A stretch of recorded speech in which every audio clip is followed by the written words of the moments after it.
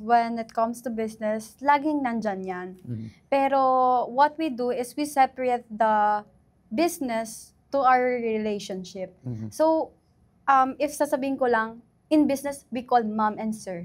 Like, I call him Sir Copper, he call Talaga? him Ma'am Main, with the people na may staffs, para alam nila na nagsiset kami ng boundaries. We set the boundaries para alam nila how to be professional.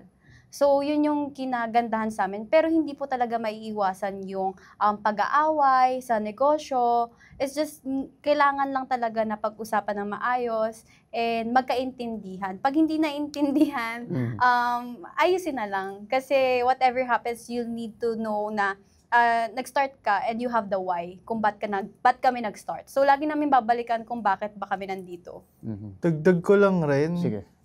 Dahil nga sa ano namin, sa discussion, mas nag-i-improve yung decision making namin. Kung paano mas maganda pala to.